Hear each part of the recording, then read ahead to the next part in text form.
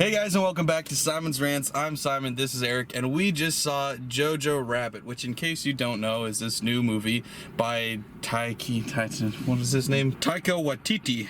I was close. Okay. Taika, I don't know how to pronounce it, but that guy. It also Didn't he play Hitler too? Yeah, he plays Hitler in it.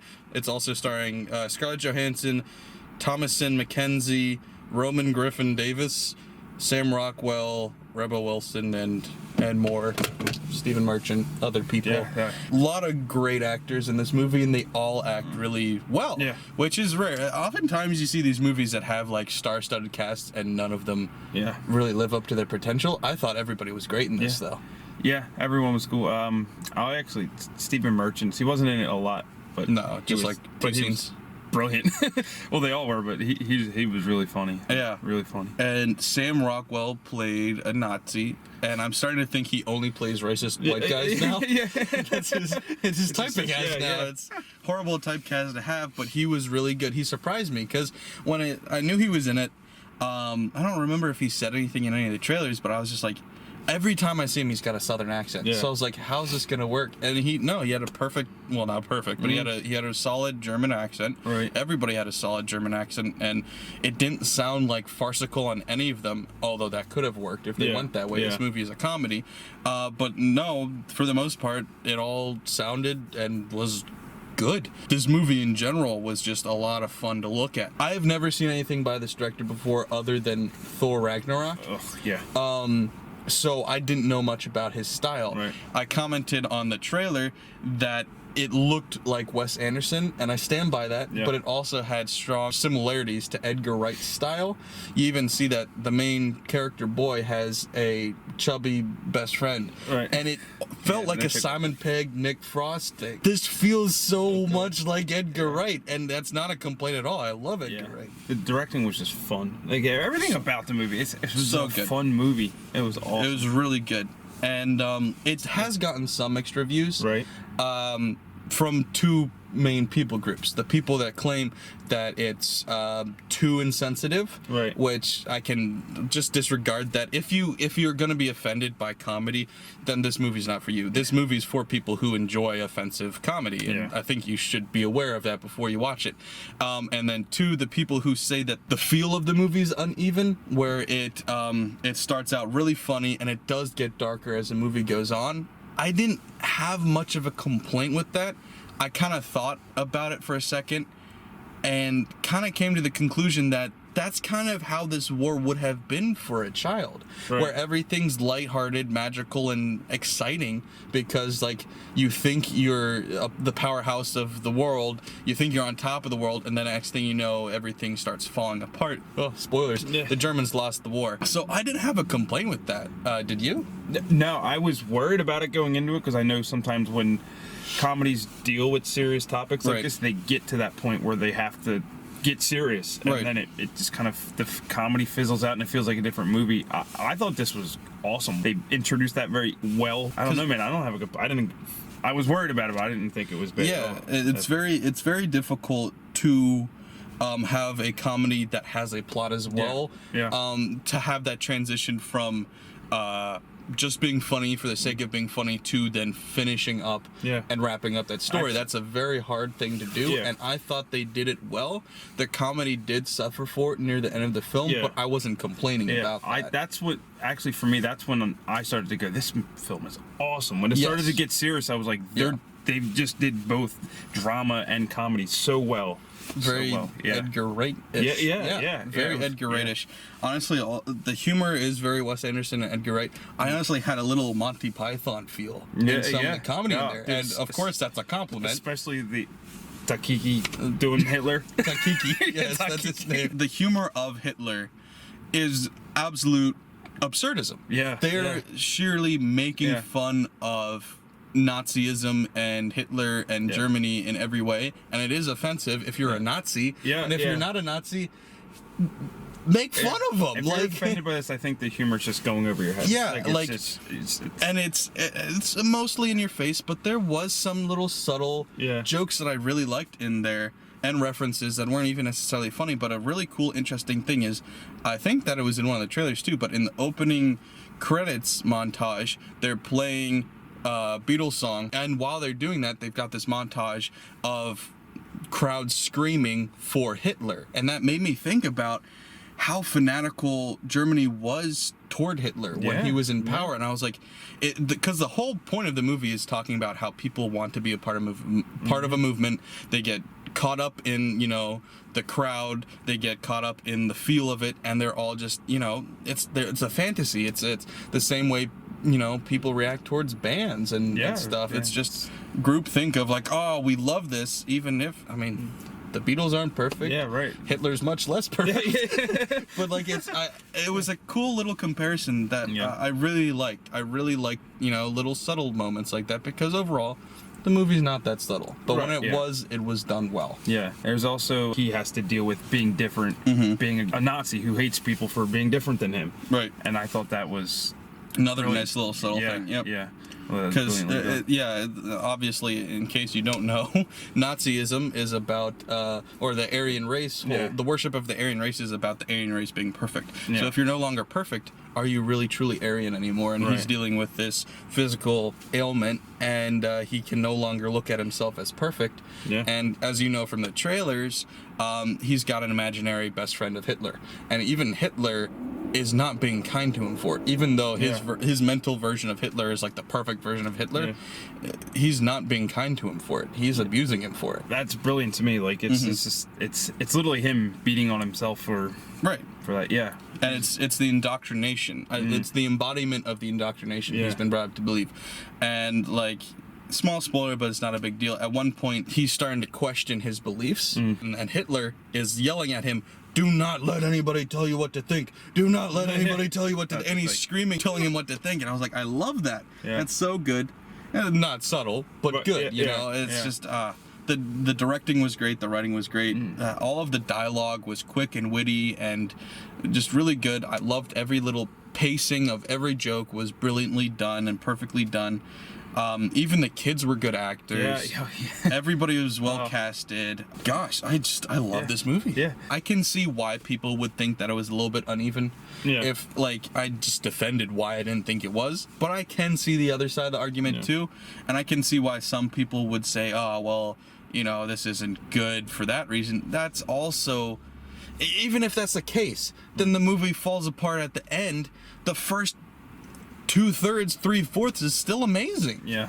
Even if you don't like the ending. I thought it was perfect, and it does get deep, because when it gets deep, he's dealing with some really deep stuff. And it's a 10-year-old kid realizing that his entire ideology is flawed and starting to question what morality really is about. And losing everything around him. Everything. Yes. Everything. And they talk about that with the Jewish girl too, when it's like, she says, I've never had a childhood. And that's what this movie is about, is how everybody's life was completely ruined, and especially the children. They had to go through that at such a young age. And half the time or more, it's played for laughs, especially with Mini Nick Frost, whatever that kid's name was. I'm not sure. He's like the punching bag of the film. He was great. But it's phenomenal, and I love it. Great. And like, he has one line, my favorite moment in it, is they're just in the middle of just a war zone, and he goes, I can't seem to die. Like, that's so good.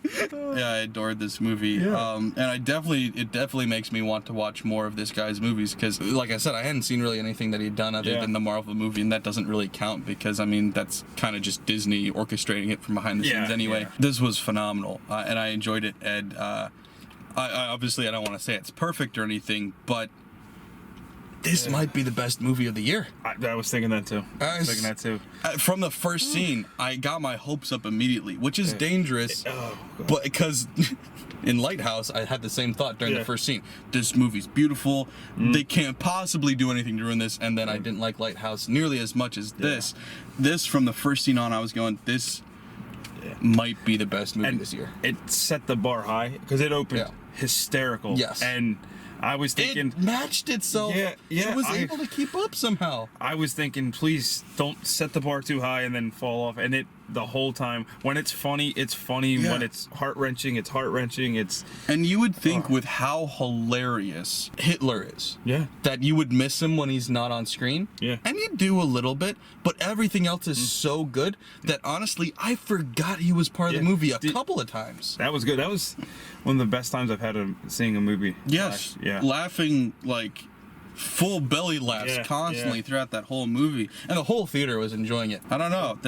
This year hasn't been the best. No. This has not been a great film year. No. We've seen quite a few films together. I think it's better than Joker, and Joker was going to be. I forgot about Joker. I was the whole time comparing in my head to Once Upon a Time in Hollywood. Oh yeah, that too. I even forgot about that one. Maybe, I don't know, man, because if you think about this, Once Upon a Time, Joker's really good. I thought this was more even than both of them, though. Yeah. Because Agreed. I think it's still better. I mean, Once Upon a Time in Hollywood is phenomenal and all, but it really was uneven. Yeah. Joker was uneven, and this one you could argue was a little uneven. I don't have complaints about it though. And yeah, I gave both of them like an 8 and 8.5, and it's hard to give this more than that. Yeah. But I would probably give it an 8.5 as well. Certainly the funniest movie I've seen in a long time too. Yeah, it was great. Yeah, funniest movie this year. Funny in a different way. This is very whimsical. Funny how? Funny, like a clown? Do I amuse you? Yeah, this is very whimsical. Very different. Except for when it wasn't. Yeah, exactly. I thought they did such a good job. I'm happy. Yeah. This isn't a feel-good movie by any stretch of the imagination, but it made me feel good. Yeah. The kid actors were fantastic. Yeah. Especially Mini Nick Frost. He was he was great. He wasn't a great actor. I don't want to pretend that. Right. But the way he said his lines were so funny. Yeah. Like he almost had the same attitude and mannerisms as Nick Frost. Like if you had told me that this movie, at least the second half, was directed by Edgar Wright, I wouldn't have doubted you at all, especially when it came to the more serious moments and the war moments. It looked like Saving Private Ryan. Like everything. It was so artistic and so beautiful. And I'm kind of curious what the budget was, because you're right, it did look good. At the one point, as the war was taking on, he stepped outside, and if you noticed, everything was like more gray. Like there was a gray tone to the scene. It was a beautiful movie, and I know like Lighthouse was the most beautiful movie I've seen in years. If that hadn't come out this year, I would have said that this was the most beautiful movie of the year. It's just Lighthouse happened to just go above and beyond. But this one wasn't. This one isn't trying to do the same sort of thing. But in its subtlety, in its symmetry, in its color usage, it was beautiful. It was a lot of fun to look at. I really liked it. And yeah, I definitely have to look up this director. I've been told to. I just haven't gotten around to it. This was a lot of fun. I guess that's as much as we can say without getting into spoilers. So if you haven't seen it yet, you don't want anything spoiled, you can click away now. But please like, share, and subscribe if you haven't. Thanks, guys. Bye. So, spoilers in this movie. So essentially, I think it can go without saying that this movie ends up going into the end of the war, where everything's falling apart, and that happens to happen right outside his door. So there's all of this stuff happening right outside his world, and he has to deal with it firsthand. And I thought that was some of the best parts of this movie, because I knew it was going to get darker and stuff, but the way that it portrayed it wasn't like a comedy portraying horrific events. It was like, all of a sudden, like I said, Saving Private Ryan. Like, it switched styles without feeling wrong. And it just looked great. It had impactful moments. The best scene of the whole movie to me is when JoJo gets picked up with all these other Nazis to go get taken away, and he runs into Sam Rockwell's character. And he's talking to him, and we know Sam Rockwell is secretly good-ish. We don't know how good, but he is secretly somewhat good because he let the Jew girl get away. And we also know that he has a soft spot for JoJo. He quickly, while nobody's looking, rips off JoJo's Nazi jacket. He rips it off and like throws him away, pretending he's a Jew so that the Americans will let him go. And that part shocked me and like got a legitimate emotional reaction from me. That was so powerful for like when you're going into comedy, you're not expecting moments like that. That speaks to how well this movie was done. Like you were literally laughing only 3 or 4 minutes before that, and then you're getting this amazing and immediately scene. after that you were laughing again. Yeah, the scene when they were walking, you know, all the wars going on, he's ran into his little Nick Frost friend, and they're carrying the thing. Like you said, man, that was such a good line.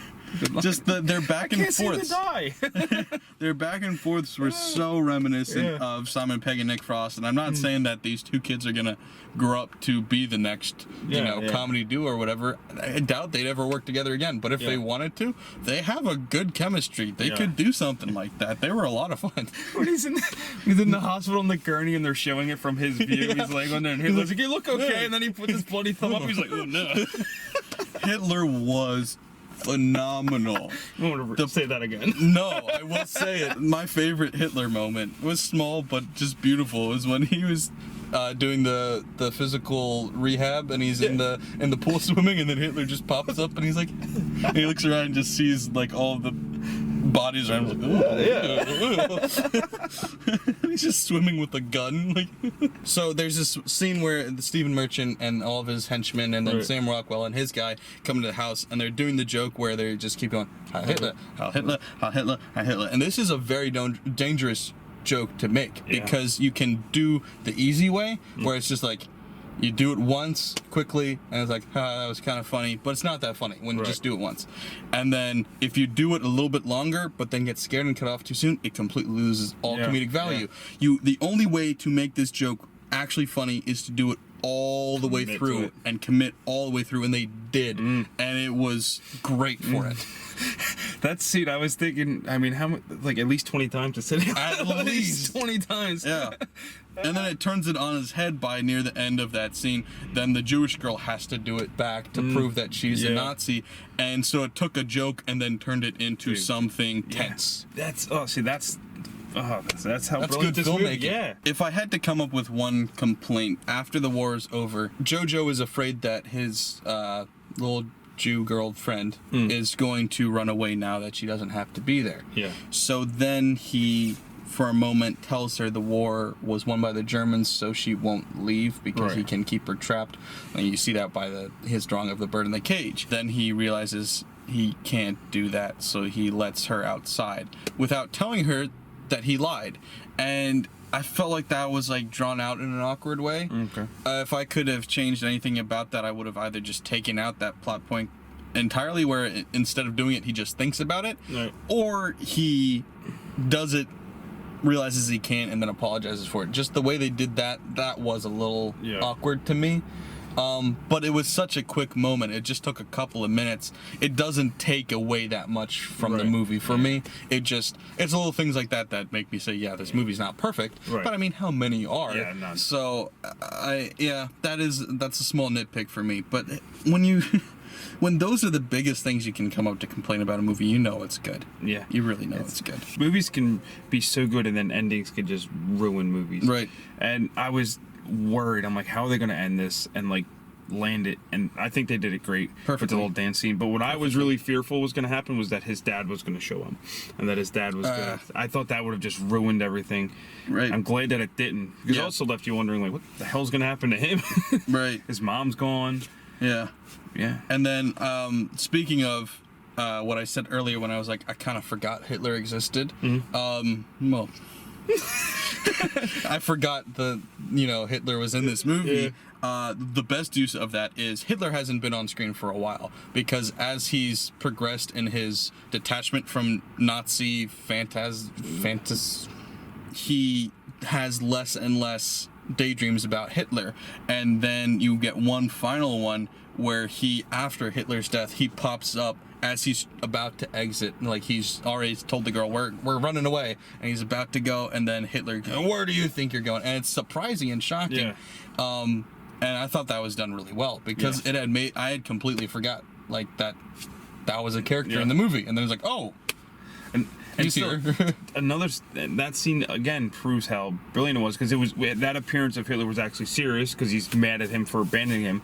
But earlier they referenced him shooting himself, so he appears with blood just dripping from his head in this serious scene. And it was like quickly moves from serious to comedic as you see this kid defeating his fear by literally shouting you, Hitler, and kicking him out a window, which is gotta be one of the best quotes of all time. How good did that kid feel to be able to say that? After all the times he had to say Heil Hitler, it probably felt really good. I want to talk about Scarlett Johansson. So obviously Taika Waititi is probably like the best part of the movie, best actor in the movie, but it's actually debatable that Scarlett Johansson might have been, because her performance is obviously a lot more subtle, but she did it beautifully. It was so subtle and so wonderful. There's this scene where her son is basically just verbally abusing her, taking her for granted, yelling at her, and says, "I just want my dad." And so she goes over to the fireplace, grabs soot, rubs it on her face like a beard, puts on his coat, and starts acting out as the dad.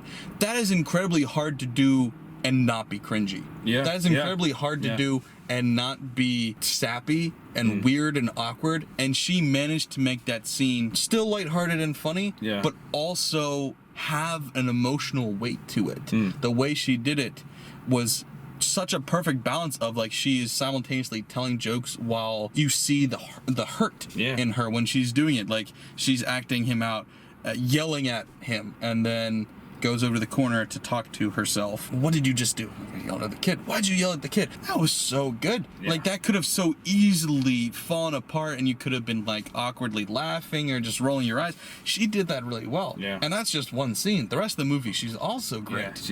She made the character of the mother seem really fun. You could really see the weight that she was carrying this whole movie. Like, you could see it in her eyes. She wasn't even saying anything. She never once, I think, mentioned, "Oh, I'm stressed." You could just tell. She didn't have to explain it to you. You saw it in her performance and her face.